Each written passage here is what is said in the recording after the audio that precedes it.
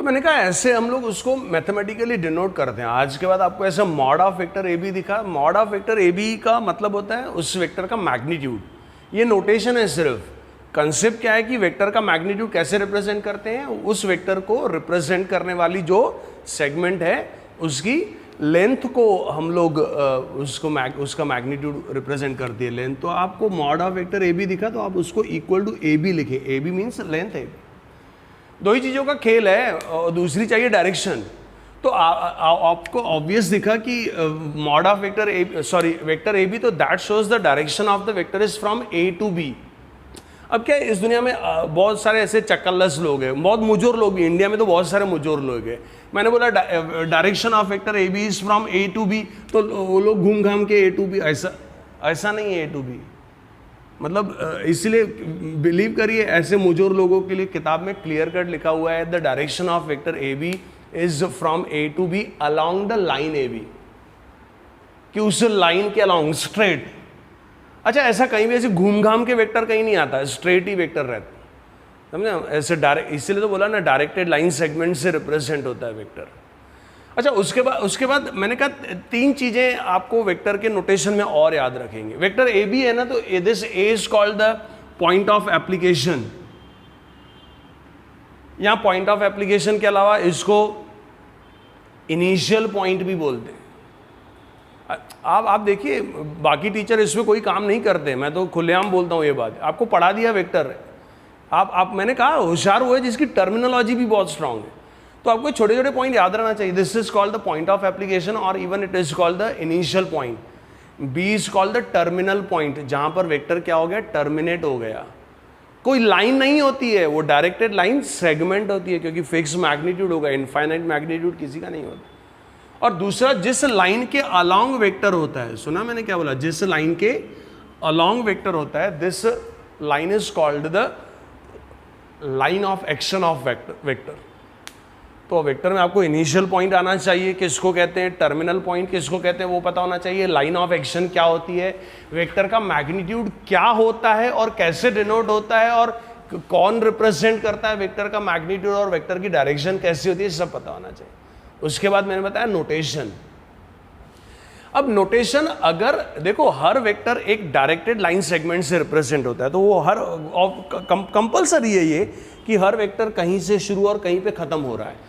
तो जहां से शुरू और जहां पे खत्म हो रहा है उन पॉइंट्स का यूज करके, पॉइंट हमेशा कैसे डिनोट होते हैं, कैपिटल लेटर से, तो इसीलिए ये वेक्टर ए बी बोला। लेकिन सी, ये अलग अलग प्रकार के नोटेशन है। जज्बात, कंसेप्ट क्या है, कंसेप्ट है कि a vector is represented by directed line segment. उसको मैंने कहा ना, जज्बातों की कोई, सच में मैं हमेशा बोलता हूँ, जज्बातों की कोई भाषा नहीं होती। अपन हिंदी में बात करते हैं, अबे कुत्ते भी प्यार करते हैं ना, है ना, कुत्तों का भी भाव देखा है ना अपन ने, जानवर लोग भी प्यार करते हैं, तो वो बोल तो नहीं पाते, but you feel, they have the emotions. तो इमोशंस के लिए किसी भाषा की जरूरत नहीं है। क्या आपको ये डायरेक्टेड लाइन सेगमेंट दिख रही है?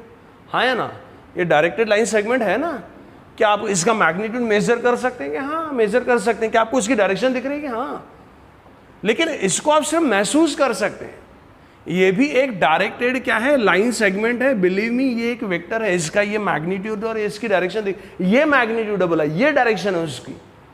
लेकिन थियोरेटिकली ये से तो काम नहीं चलेगा ना।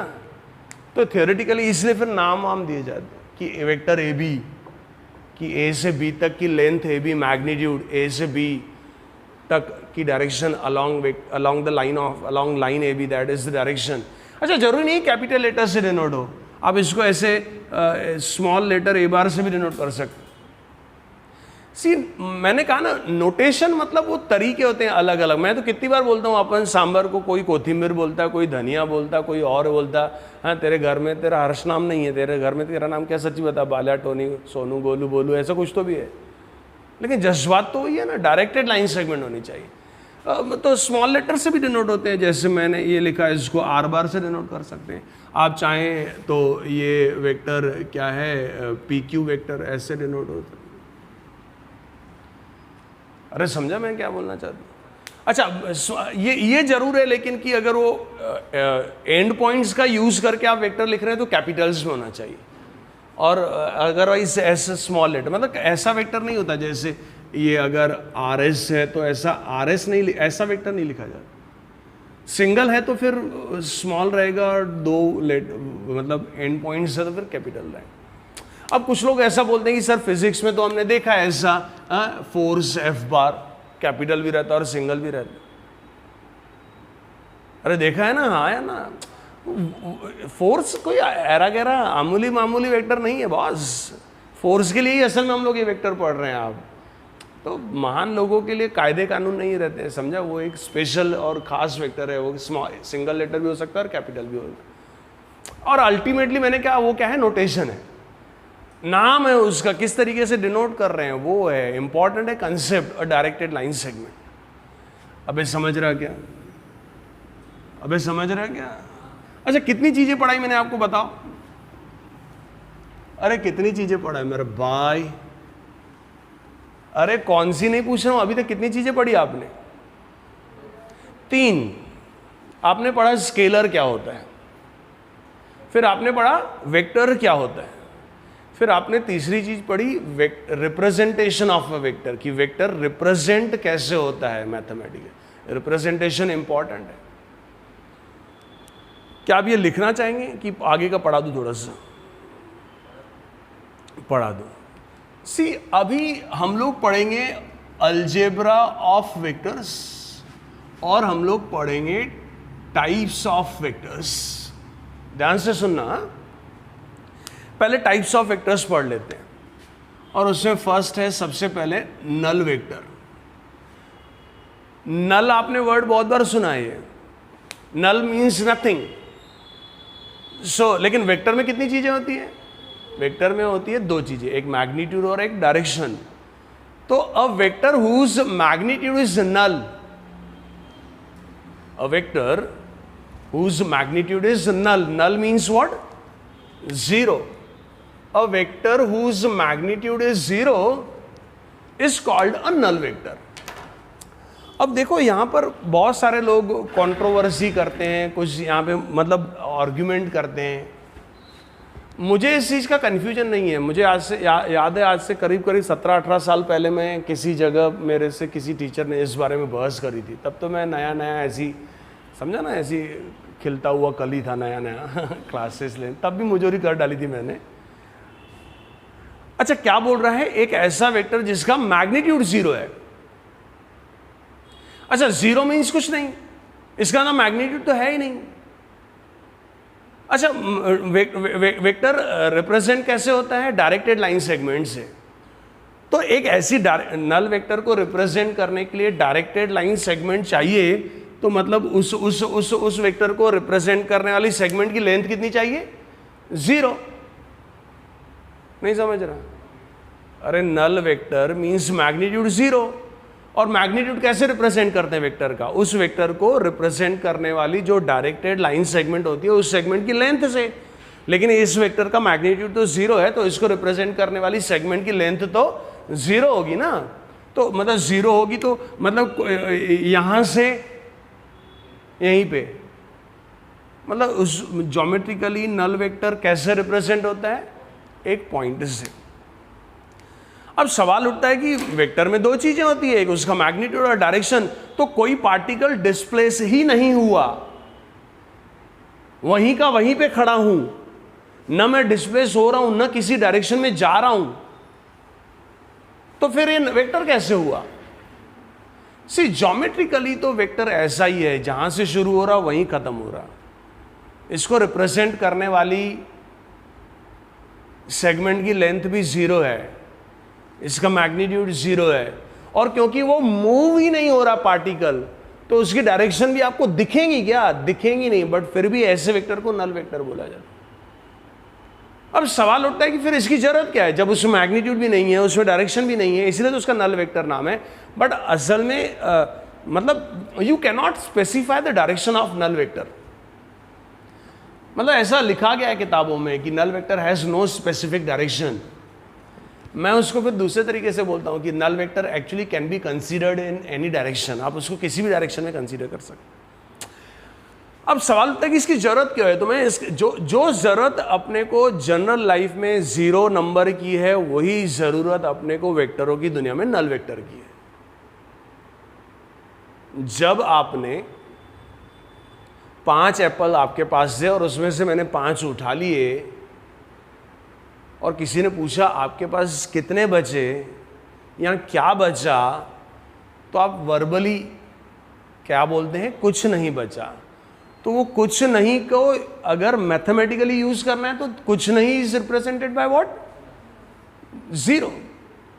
तो वैसे ही अगर कोई पार्टिकल डिस्प्लेस होके वापस, जैसे फॉर एग्जाम्पल छोटा सा एग्जाम्पल बता दूं, ए से बी गया, कोई बी से सी गया और सी से वापस ए गया। सोचो ये हर्षी यहां से यहां गया, यहां से यहां गया और यहां से यहां गया, तो उसका ओवरऑल रिजल्टेंट डिस्प्लेसमेंट क्या है?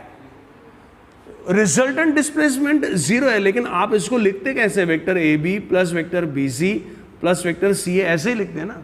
सो vector A B plus vector B C plus vector C A, ये 3 डिस्प्लेसमेंट का रिजल्टेंट क्या है? रिजल्टेंट क्या है? लौट के बुद्धू घर को आए, उधर ही बैठा है। तो आप इसको बता सकते हैं कि घूम घाम के वापस आया, घूम घाम के वापस आया।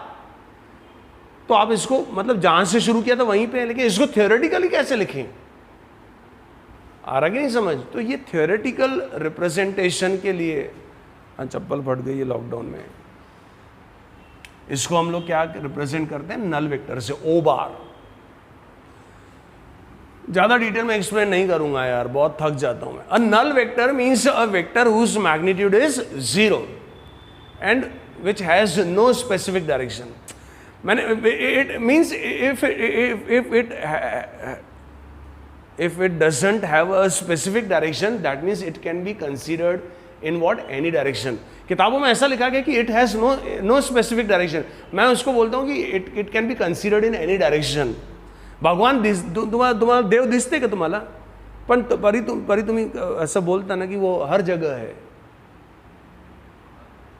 नहीं, तेरे को भगवान पे विश्वास ही नहीं है। अच्छा, भगवान को और कौन से वर्ड से पुकारते बताओ? और भगवान को और क्या बोलते हैं? निराकार। पता है क्या आपको? साले पता नहीं कहां से आदिवासी आ गए। अबे निराकार बोलते हैं ना, भगवान को निराकार बोलते। पता है क्यों बोलते हैं निराकार?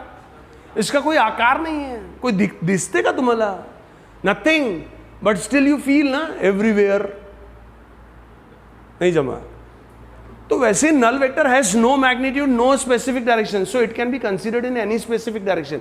हर जगह आप सच, अब जब आप एग्जांपल्स करेंगे ना, आपको मैं तब इसका और अच्छे से बताऊंगा कि क्यों मैंने ये सेंटेंस बोला कि null vector can be considered in any direction. उसके बाद दूसरे टाइप का वेक्टर है यूनिट वेक्टर। अच्छा, ये दोनों वेक्टर कैसा होता है कि अभी क्या किताबों में लिख दिए उन्होंने, लेकिन मेरे को अच्छी तरीके से नल वेक्टर और यूनिट वेक्टर समझने तो आपको आगे की क्लासेस भी सीरियसली अटेंड करने पड़ेंगे। Unit vector means a vector whose magnitude is 1 unit. एक वेक्टर लेता हूं जिसका मैग्नीट्यूड 1 यूनिट है सपोज, तो इसको यूनिट वेक्टर बोला जाता है। अब यूनिट वेक्टर को डिफाइन करते समय उन्होंने किसके बारे में बात करी? सिर्फ मैग्नीट्यूड के बारे में। A vector whose magnitude is 1 unit is called unit vector. Direction के बारे में कुछ बोल के नहीं गए वो लोग। मीन्स आप किसी भी डायरेक्शन में यूनिट वेक्टर कंसीडर कर सकते। ये भी यूनिट वेक्टर है, ये भी यूनिट वेक्टर है, ये भी यूनिट वेक्टर है। अब वेक्टर हुज, अच्छा 1 यूनिट का मतलब क्या होता है? वो डिपेंड करता है आप जो एग्जांपल सॉल्व कर रहे हैं, आप उसमें यूनिट क्या कंसीडर कर रहे हैं। आप 1 सेंटीमीटर, कोई 1 स्टैंडर्ड यूनिट्स जो है 1 centimetre, 1 kilometre, 1 feet, 1 inch, 1 yard, 1 feet, समझ रहे हैं? ये उसके अलावा मीन्स समझ रहे हैं ना आप? पर्टिकुलर एग्जाम्पल में you can consider the scale कि ये भैया इतना 1 unit. A vector whose magnitude is 1 unit is called a unit vector। Generally unit vector को ई क्रॉस से डिनोट कर, एन कुछ बुक्स में एन क्रॉस से भी डिनोट कर। इसको एक कैप बोलते हैं लोग, एन कैप। आपने पढ़ा हो ई कैप, मुझे बोलना नहीं आता कैप, और मुझे ऐसी कैप बोला तो मुझे ऐसी मेरे को ऐसा भी लगता है कि मेरे को कोई चिढ़ा रहा है, ए टोपी, ए टोपी, ए टोपी। तो इसे मैं तो ये जोक कर रहा हूँ। मुझे कैब समझ, क्रो छोटा वर्ड है, क्रो बोलने में भी अच्छा लगे, ई क्रो, समझा गया, एन क्रो। आप कैब, ई कैब, उसमें टाइम ज़्यादा लग रहा है, एन कैब। हाँ, ऐसे कोई फर्क नहीं पड़ता, गांधी को कैब अच्छा लग रहा है, ये नोटेशन है, क्रो या कैब। अभी गांधी का नाम योजन है, योजन नहीं भोजन होता है। क्या फर्क पड़ता है, योजन हो या भोजन हो, इंपॉर्टेंट उसका कंसेप्ट है। So a vector whose magnitude is 1 unit is called a unit vector. अच्छा, ये भी मैंने इसका मैग्नीट्यूड 1 लिया, ये भी 1 लिया, ये भी 1, ये सबका मैग्नीट्यूड, ये यूनिट वेक्टर। लेकिन ये सारे सेम नहीं है, उसके लिए आपको फिर इक्वालिटी ऑफ वेक्टर्स पढ़नी पड़ेगी। और यूनिट वेक्टर बहुत शानदार कंसेप्ट है। यूनिट वेक्टर के बारे में एक दिन इतना आपको शानदार पढ़ाऊंगा कि आप उस दिन न चाहते हुए भी, वो साला वो आदमी जो यूट्यूब पे एक अनलाइक मार रहा था, वो भी मेरी मन में तारीफ करेगा कि ये आदमी ने पढ़ाया बॉस यूनिट वेक्टर। और मैं चैलेंज है, इस दुनिया में कोई आदमी ऐसा यूनिट वेक्टर आपको पढ़ाएगा तो 1 करोड़ रुपए इनाम दूंगा, 1 करोड़। वो कोई भी सर के भी नाम ले लेना, वो क्या है पता नहीं। चैलेंज यूनिट वेक्टर मतलब मेरी उसमें जो कल्पना है, मेरी कल्पना मतलब मेरा थॉट प्रोसेस, नहीं तो कल्पना फिर। अच्छा, फिर अभी बस एक और कंसेप्ट पढ़ते हैं। माइक गिर गया, अभी यूट्यूब पे अपलोड नहीं होने वाला है ना, तो फिर ऐसा सब चलता है घरगुती। ये ना मतलब ये ऐसे माइक पैर में ही आते रहते। तुम लोग मेरे को आज ऐसा क्यों देख रहे हो, मैं ऐसे बदल गया क्या? नहीं, मेरे को ऐसा लगता है वो राजा या रानी चलते तो ऐसे उसका पीछे से ऐसे 2 सेवादार पकड़ नहीं जाते, तो मेरे को ऐसा सच में लगता है कि मैं जब तक वीडियो लेक्चर लूँ तो मेरे साथ ऐसे कोई घूमते रहे पीछे से। कि माइक बहुत बार गिरता है यार, क्लास में तुमने देखा, वीडियो में बहुत बार ऐसे में नीचे झुक जाता था, नहीं देखा यूट्यूब में? तो वो माइक गिर जाता था तो उठा आ जाता था ऐसे ही फ्रेम में।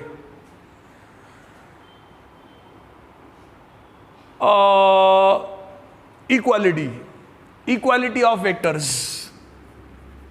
अच्छा, इक्वालिटी मतलब आपको वो समझाएगा कि 2 वेक्टर्स इक्वल कब होते हैं। ध्यान से सुनना, बहुत अच्छा पढ़ाऊंगा। अच्छा, वेक्टर्स में कितनी चीजें होती है? 2। एक उसका, ये देखो, ये चीज आपको वेक्टर के आखिरी दिन तक बार बार पूछते रहूंगा। और पूरे वेक्टर चैप्टर है और वेक्टर में चीजें ही 2 है, मैग्नीट्यूड, डायरेक्शन। तो बस इसी पे ज्यादा आपने को काम करने का है। तो क्या आपको ये वीडियो में दिखाई दे रहा है फ्रेम में? नहीं दिखाई दे रहा है? आड़ा दिखाई दे रहा है कि आधा दिखाई दे रहा है? आधा दिखाई दे रहा है। अच्छा, ये दिखाई दे रहा है, वेरी गुड, शाबाश। क्या इसका मैग्नीट्यूड दिखाई दे रहा है? बोलो ना।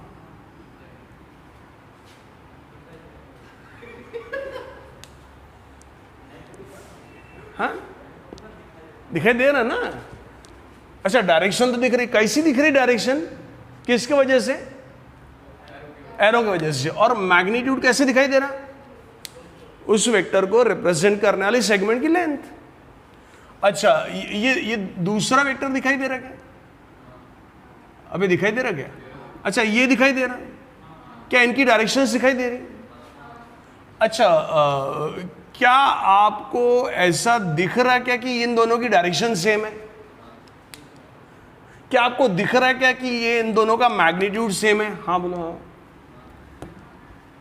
मतलब आप देखो, इन 2 वेक्टर्स को रिप्रेजेंट करने वाली सेगमेंट की लेंथ सेम है सिर्फ, और इन 2 वेक्टर्स को रिप्रेजेंट करने वाले सेगमेंट वेक्टर्स की मतलब डायरेक्शन सेम है, तो भी ये वेक्टर सेम नहीं है। दुनिया के हर वेक्टर में चीजें ही 2 होती है, एक मैग्नीट्यूड और डायरेक्शन। तो क्लियर कट किताबों में लिखा गया है, जितना सेंटेंस का मीनिंग है उतना ही कंसेप्ट है। 2 vectors, if 2 vectors are having same magnitudes as well as same directions, same magnitude भी होने चाहिए। इनके मैग्नीट्यूड सेम है लेकिन डायरेक्शन सेम नहीं है। इनकी डायरेक्शन सेम है लेकिन मैग्नीट्यूड सेम नहीं है। हाँ, तो इसका अगर मैग्नीट्यूड भी सेम कर दिया, समझ रहे ना, हाँ अब दो वेक्टर्स, अब इसका मैग्नीट्यूड भी सेम है, इसकी डायरेक्शन भी सेम कर दी, इसको भी बोला चल भाऊ मुड़ना उधर, तो ये वेक्टर्स क्या हो गए, सेम हो गए। सिंपल है ना, मैंने कहा चीजें दो ही है वेक्टर में, एक मैग्नीट्यूड और डायरेक्शन, तो दो मैग्नीट्यूड भी सेम होने चाहिए, मतलब उन सेगमेंट को उन वेक्टर्स को रिप्रेजेंट करने वाली सेगमेंट्स की लेंथ भी सेम होनी चाहिए, और दूसरी इंपॉर्टेंट डायरेक्शंस भी सेम होनी चाहिए। मैंने कहा मैं ज़्यादा एक्सप्लेन नहीं करता हूँ, आप बड़े हो गए ना, अभी लॉकडाउन में 3 महीने ज़्यादा जिंदगी जी के खा पी के। If two vectors are having same magnitudes and same directions, magnitudes भी सेम होने चाहिए, दो वेक्टर्स की डायरेक्शंस भी सेम होनी चाहिए, वेक्टर्स को हम लोग क्या बोलते हैं, इक्वल वेक्टर्स बोलते हैं। मतलब जैसे ये वेक्टर ए बी है सपोज, और ये वेक्टर सी डी है, दिखाई दे रहा, बोलो हाँ। आप बोल सकते हैं कि vector A B is equal to vector C D, क्यों? क्योंकि दोनों के मैग्नीट्यूड्स भी सेम है और डायरेक्शंस भी सेम। अच्छा, इसका यूज कैसे है? अगर आपको दो वेक्टर्स के मैग्नीट्यूड्स भी सेम दिखे और डायरेक्शंस भी सेम दिखे तो आप वेक्टर्स को इक्वेट कर सकते हैं। कॉन्वर्स ज़्यादा इंपॉर्टेंट है कि अगर दो वेक्टर्स इक्वल दिख रहे हैं, इसका मतलब पक्का उनके मैग्नीट्यूड्स भी सेम होंगे ना, मतलब उनको रिप्रेजेंट करने वाली सेगमेंट्स की लेंथ सेम होगी कि नहीं, और डायरेक्शन भी सेम होगी। इसको आप सिर्फ महसूस कर सकते हैं कि भैया डायरेक्शन भी सेम होगी। मतलब दो वेक्टर्स अगर इक्वल रहे तो उनको एक दूसरे के ऊपर प्लेस कर दिया तो दिखते ही नहीं कि दो है, वो कोइंसाइड कर जाते हैं, क्योंकि डायरेक्शन भी सेम होती है और मैग्नीट्यूड्स भी सेम होते हैं। नहीं समझा? आज यहीं स्टॉप करते हैं, नई नई शुरुआत है, टाइम लगेगा, समझ रहे हैं ना, थोड़ा सा एकदम गाड़ी चालू करके स्पीड से भगाया। हाँ, नई गाड़ी भी लेते हैं तो बोलते हैं ना 1 महीना 20-30 की स्पीड से चलाना, याद है क्या आपको? इकोनॉमिक जोन, तुम लोग साले इधर के ही है ना। हाँ, कितनी चीजें पढ़ी आज? 6। आपने स्केलर्स पढ़ा क्या होता है, वेक्टर्स पढ़ा क्या होता है, रिप्रेजेंटेशन ऑफ वेक्टर्स पढ़ा क्या होता है, फिर उसके बाद आपने नल वेक्टर पढ़ा, फिर आपने यूनिट वेक्टर पढ़ा, फिर आपने इक्वालिटी पढ़ी। अच्छा देखो, नॉर्मल क्लास, अभी ये फैक्ट है कि नॉर्मल तरीके से क्लास नहीं चल पा रहा क्योंकि वीडियो शुरू है। ना चाहते हुए भी वो मन में कॉन्शियस होता ही हूँ कि मैं वीडियो चालू है, हर कोई होता है। नॉर्मली तो असल में ऐसा पढ़ाना नहीं चाहिए, नॉर्मली तो मैं पढ़ा के लिखाता हूँ, तो लिखने के नोट्स में भेज दूंगा अभी, फिर क्या करें, लेकिन नोट्स बनाने पड़ेंगे। जो लोग घर पे भी देख रहे हैं बैठ के, ये यूट्यूब पे मजा ले रहे इतने महीनों से, नया रूल है भैया, अभी वो नोट्स लिख के भेजेंगे, हाँ उसी को लिंक के थ्रू मैं वीडियो शेयर करूँगा, नहीं तो जान दो, नहीं पढ़ रहे तो छोड़ दो। 2 महीने में कितने लोग हैं जिन्होंने होमवर्क करा ही नहीं, सिर्फ पिक्चर देख रहे हो बैठ के सत्तानी की। आज नोट्स भेजूंगा, वो नोट्स लिख के फ़ोटोज़ आपको भेजने पड़ेंगे व्हाट्सएप। बस आज यहीं ख़त्म करते हैं। कल 5 से 6 जेई रहेगा और 6 से 7 स्टेट बोर्ड रहेगा। आज का देखते हैं कि टेलीग्राम पे अपलोड होता है, सक्सेसफुल रहा तो फिर दोनों लेक्चर्स वैसे लेंगे। चलिए, थैंक यू। आदत पड़ गई है।